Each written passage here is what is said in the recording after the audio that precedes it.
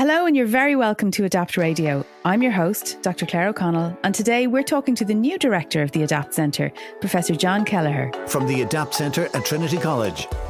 This is Adapt Radio, presenting groundbreaking innovations, one conversation at a time. I think if people are open to new ideas and open to learning, then exciting things can happen, because the exciting things often happen at the margins. So once you can build a bridge across a discipline, then you can do really exciting work. And that's one of the aspects of work that I'd like to champion over the next few years at Adapt. It's an exciting time for AI. The pace of change is beyond rapid. And it's an exciting time for research in Ireland. And now, Professor John Kelleher is taking the reins as the new director of ADAPT, which is, of course, the SFI Research Center for AI-driven digital content technology. Congratulations, John, and you're very welcome to the programme. Thanks very much. Delighted to be here. John, you are Chair of Artificial Intelligence at Trinity College Dublin, and between now and 2026, you will be directing the ADAPT Centre. What does the appointment of director mean to you? So on a personal level, it means a huge amount to me. I've been on a long journey with the community that's now the ADAPT Centre. I started back working in this area when CNGL was the Centre for Next Generation Localization. This was back in... For me, I started there in 2005. At that point, I was in DIT, Dublin Institute of Technology, what's now TU Dublin, what has become TU Dublin. So I started off as an external collaborator working in CNGL. From there, DIT eventually became a partner in ADAPT, where I was a funded investigator, and then I became a PI, and then I became a theme lead, then a strand lead in ADAPT 2, and a principal investigator, and now I've been appointed to director. So it's been a long journey, a very supportive one. And for me, having come through that journey, I take on the role of the director. I take it very seriously, and I take it on with a lot of gratitude because of the people who have supported me through my journey. And I think that will inform how I try to behave as a director, to try and support other people in the same way, to have the same perspectives of openness and mentoring and support for people coming through. So I'm really excited by the role, but at the same time, I feel a lot of responsibility, a sense of stewardship, and I'm hoping to continue the great work and to maintain and help the culture that's there to continue. So and that culture of openness and support, collegiality, and respect for each other. Those would be the key words that are on my mind as I come into the role. Brilliant. And you know, you say yourself, you've had a long journey to get here. You've been in the field for quite a while. But I think the pace of change in the field of AI has just become almost unprecedented, hasn't it? I remember you were giving a talk at an event recently, and you had said you hadn't wanted to finalize your slides until that morning because otherwise what you were talking about could have been out of date.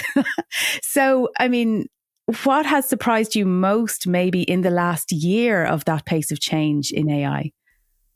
So I think it's been incredible, the pace of change as you talk about it. It's hard to believe that it was just over a year ago that ChatGPT came out. And I suppose that would dominate anybody's perspective over the last year because there were trends that led up to that. One of the things about this wave of AI, because AI has come in multiple waves, but one of the differentiators in this wave is this would be the one where AI is really coming into people's lives, the popularity of its use. There's a range of jobs that are being affected by AI and will be affected by AI that people for a long time thought wouldn't be, you know. Yeah, so if you were to ask me what was the most surprising thing in the last year, it would have to have been the release and popularity of ChatGPT. I've been working with that technology for a long time, language models. It's interesting to see how scaling making models bigger in some way it seems to make them different. But then we're on a very interesting, as I say that, we're still on a very interesting learning trajectory with these models because it seemed to be making them bigger was the way to go, but now there's very interesting work on figuring out how to train them in a sustainable and efficient manner. And there's lots of interesting work going on there. So I think another trend that comes through with that, maybe the background is in some ways from a computer scientist point of view, a return to traditional questions in computer science about complexity theory and Bigot notation. This would be a terminology like that, where we look at the time and space complexity of algorithms. How long does it take to train something? How much memory do you need? these factors have come to the fore again in the last 12 months. There was a time where maybe they weren't as core in artificial intelligence because people were assuming you'd always have enough computer power to deal with whatever you want. But now as the models got bigger and bigger, those questions have come to the fore again. So it's a strange blend for me in terms of, on the one side, the breakthroughs in terms of public perception of AI has come to the foreground, and the fluency that these systems bring, which have been surprising. And then on the other side, a return to some of the core questions of computer science that have always been there. It's an interesting blend. Very exciting times. And again, going back to the pace, I think what comes along with the uptake and the impact and penetration of AI into people's lives is that there's so much interest from industry in artificial intelligence. And that's really driving the pace. So academia and industry are working very closely in this area. Adapt is an excellent platform, an exemplar of how that happens. Yeah, that I think makes this area of academia work moving even faster than other areas and disciplines and fields. So really exciting time. Yeah. And it is a very rich area of research for Adapt, and Adapt is very well positioned to carry out this kind of research. Are there any projects in particular that you see as groundbreaking here in Adapt? Yes, I have to say there's a good few. So one of them that I'm really excited about, that's actually just finishing now, but I hope that the team stay together and they get to continue, is the SignON project. So this is one area where I think, I hope that artificial intelligence has a real benefit. So the SignON project was developing technology to improve and help communication between the hearing and the deaf and hard of hearing community. They're developing systems to go to do sign language recognition and translation. One of the exciting things actually about artificial intelligence is that the kind of neural networks, these fundamental building blocks, are so flexible, and they can be tailored to different types of data, and we can make these multimodal systems. So it's really fascinating. And what's driving a lot of this interest is that these neural networks can learn representations, intermodal representations between sign language and text. People would have seen that if they use Midjourney or those systems like the LA2, where you put in text and you get an image out. It's that mapping from one modality to another that these models can learn that make them so adaptable and interesting. And the SignON project, where we're going from what would have been traditionally two different fields, computer vision on the one side and artificial intelligence and natural language processing on the other, where we're using computer vision to recognize sign language and then to map that directly to language and vice versa. That intermodal linkage these neural networks enable, I think, is really exciting. And I think the SignON project is a really great example of how that technology can be used, hopefully, to improve accessibility to systems.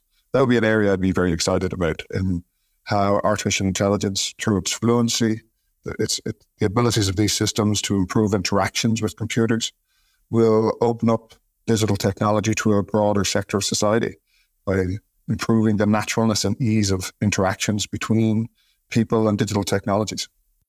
Am I right in thinking that the SignON project is led by Professor Andy Way in DCU? Yes, so Professor Andy Way coordinated. Yep, that was up in DCU. Yes, exactly. That's the project. Yep. And they won a big award at the Research Summit recently as well, I think. We got the SFI Science Foundation Ireland Engaged Research Award. And I think that's a really strong signal of how strong the project was. They worked very closely with the stakeholders and the communities that were involved. I think Lorraine Leeson was one of the PIs on the project who helped to build those connections, because when a technology starts impacting on people's lives, it's really important that those people and those communities are involved not only in the kind of the reception of the technology, but also in how it's conceived, designed, and created throughout that whole process. And I think that the SignON project is a really strong example of that type of participatory research, where the groups that the technology is being designed with and for are part of the process from the very beginning. And that was reflected in the award that they got. Yeah. Absolutely agree. Looking to the future, AI is promising to transform the world, But sometimes that's in ways that don't necessarily seem for the better. Things around the future of work, disinformation, surveillance, bias, etc. How do you see ADAPT's role in mitigating this? So ADAPT, I think, is contributing to the mitigation of those processes in a range of different ways. So on the one side, ADAPT has an incredibly strong EPE program. And Laura and the team I'm always inspired by the work they do. So this is education and public engagement. The education and public engagement team. So their work on digital literacy, and we're broadening that to algorithmic and media literacy. So that work's incredibly important. When these types of technologies are prevalent and throughout society, it's important that the people in that society understand what they are and how they work. So that's, I think, would be at a very core, fundamental base level, help people to mitigate the risks and challenges around this technology, first by educating people. But then at another level, we also work with standards and policy work. And one of the, as you rightly pointed out, there's a range of challenges around these technologies. And that means that these technologies are moving into an area where they're going to be regulated more and more. You've seen that the AI Act is just being passed. Now, we have had, in ADAPT, going back to 2015, or 2014 and 15, we had the Ethics and Privacy Working Group was set up a long time ago in ADAPT, and that's blossomed into a range of research in AI ethics. In fact, one of the three main strands in ADAPT, transparent digital governance, deals with data governance, algorithmic governance, AI ethics. So it's right at the core of the ADAPT's mission. And we do a lot of work both with policymakers and doing the standards area. So Dave Lewis, for example, who has done an incredible job as the director of ADAPT over the last year, has been working for a long time now in standards and supporting Irish research in the standards area. So at those two different levels, obviously we do our research projects as well. We have this core mission of excellence in kind of technical research and foundational AI research. And I've spoken to that a little bit on the SignON project. But thinking beyond those and more broadly how we impact on these risks and challenges, I think education, public engagement, and policy are two other areas I'd highlight. So you have that sort of bottom-up approach of empowering people with literacy and awareness around AI and its capabilities and the potential, I suppose, for harm as well. And you also have more that top-down approach of policy-making, regulation, and trying to keep things in line at that level as well. And in between that, you have the research, or cutting across that, you have the research. Yeah, so we have that type of a sandwich model, as you set out there. And I think that's important because the risks are different at different levels as well. So the risks, how they impact people, and the risks that a society faces versus the risks that an individual faces. Sometimes they align, sometimes they differ. And that sort of reflects the fact that there's always a tension between individual freedom versus stability and security within a society. That's a really challenging space. And we have, that's not necessarily a space that a computer scientist like myself should be going into without support and following some of the experts. But the reason why I bring that up is that's why it's important for us to educate individuals, but also work at a policy level, society. And where that goes to as well, I think, is some other really interesting projects we're doing. So in terms of the research, if I think about, there's the Vigilant Project, which Professor Brendan Spillane from UCD and Professor Owen Connon from GCD are involved in, who are looking at mis and disinformation and how to identify that. Because one of the challenges that society faces is the breakdown in our sphere and our ability to have open discussions and debates about the challenges that we have, that we're becoming more polarized. Some of the challenges around social media, so debunking conspiracy theories and trying to identify echo chambers, empowering people to understand when they're in an echo chamber and where the information they receive comes from, fact checking. There's a whole range of challenges there. I think this one of the interesting aspects of all technology is that, most technology, that it's both can be, poison and a cure insofar as an AI, I think, is certainly in that space, and big data is in that space. So the idea that done well, it can help to mitigate some of the challenges that arise from its misuse. And I think that's what we're trying to get the balance right. And we're trying to rebalance or intervene to ensure that the best parts of AI come to the fore to support individuals in society. Something that, is starting to really come to the fore in research, and we're seeing this particularly in Ireland at the moment. We're going to see the development of a new agency tied to Erin, which is all about multidisciplinary, interdisciplinary research, people working together, etc., which is that a lot of that will need to happen more probably during your tenureship as director. So what are your thoughts on that? How do you bring more people into these projects? You've already talked about engaging with stakeholders and the need to talk to policymakers, etc. What about broadening out the academic sphere as well of the research that you'll be doing in ADAPT? Yeah, so I think that's fundamentally important for what we first in delivering our mission and our vision. I've already pointed on the fact that as a computer scientist, I shouldn't pretend to be an expert on all topics, and I need to work with other people. The interdisciplinary work is exciting but challenging. And it's challenging because at a fundamental level, academics who have developed in different disciplines often speak different languages. So I think one of the things that I think is really important within ADAPT culture more generally is our commitment to respect and peer esteem. And as a result, we start nearly all our meetings now with a statement around using language to build bridges. And that's important just so that people are treated with respect, but it's also important in interdisciplinary research because the most important aspect or the foundations we need to build in order for interdisciplinary research to flourish is that we can communicate across disciplines. So we need to spend time with each other as researchers, understanding each other's language. And at the core of that is a willingness to listen. So active listening is something I try to do. I try to listen and learn and be open to other people's perspectives. Then I think if people are open to new ideas and open to learning, then exciting things can happen.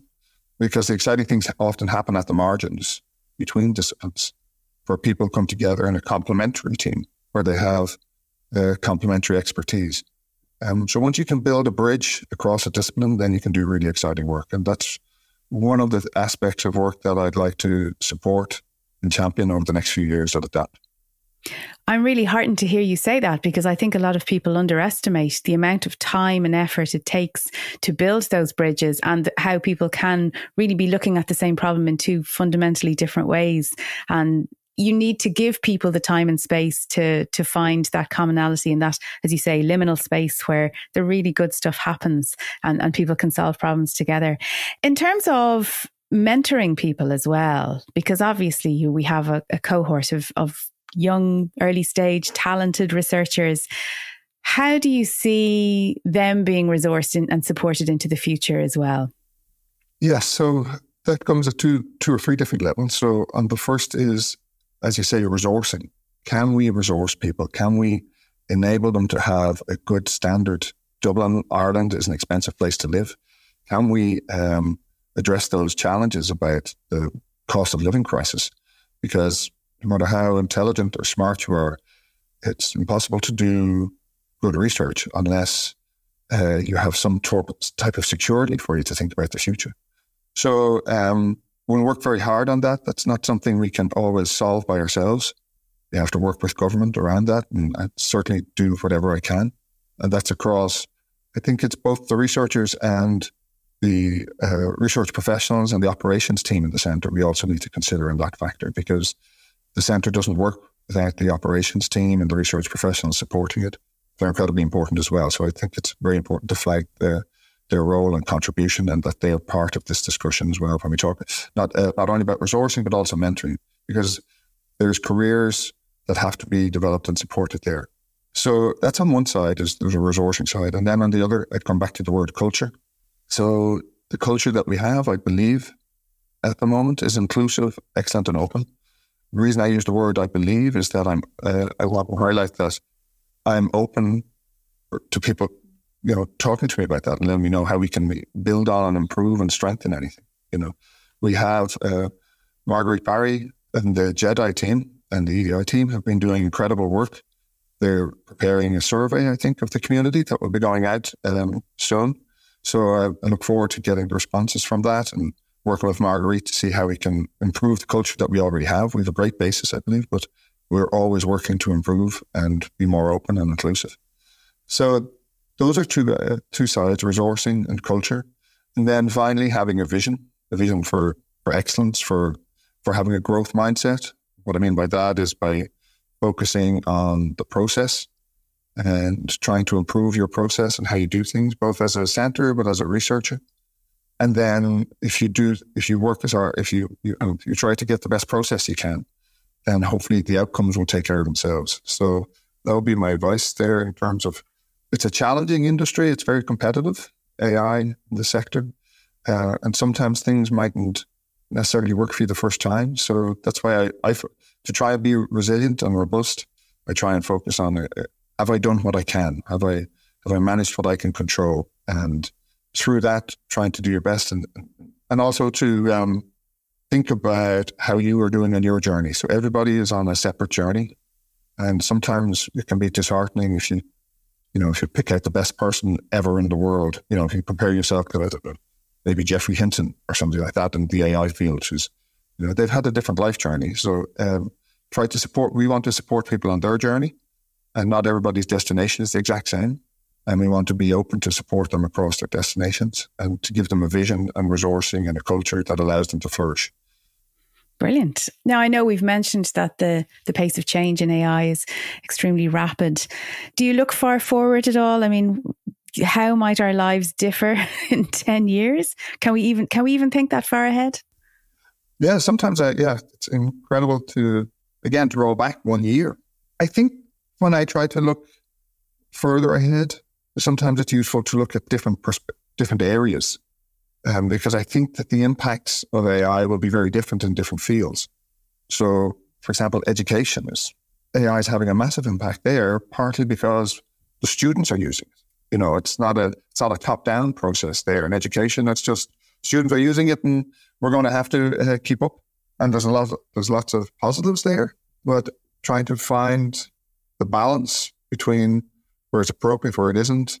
How do we support educators at all levels, both to give them knowledge? We'll go back to the EPE discussion we had earlier on education and public engagement with Laura and Emma and Darren, those teams, and to grow that edge so that people have the appropriate literacy and to understand these tools, understand how they're used, but then also to resource them with the tools so that they have the tools they need so that they can hit the learning objectives that they're trying to get across in the classroom, and to refine, for example, or to hone in on maybe what we do need to teach, in terms of critical analysis, creativity, those aspects. Because maybe one of the things that's changed in the last year for ourselves is not so much just the technology, but also an understanding of what it is that's distinctive about being human. So these tools are very fluent. The language, they can generate very fluent language, which is surprisingly believable. And I think that has made us reevaluate that maybe fluency in and of itself isn't the sign of intelligence that we thought it was before. And that's why maybe we need more emphasis on creativity and critical thinking within education. But I think that's been going, people have been trying to do that for a long time. So this will just put more emphasis behind that.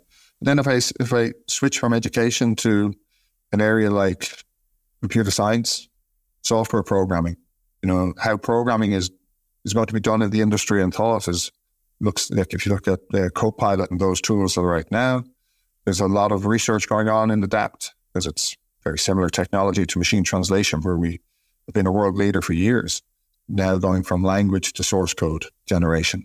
So how programming is done is likely to be very different in the next 5-10 years. And then going back to education, how we train computer scientists to do coding and programming, which has always been the staple of computer science, or, well, one of the staples. So that's going to change radically.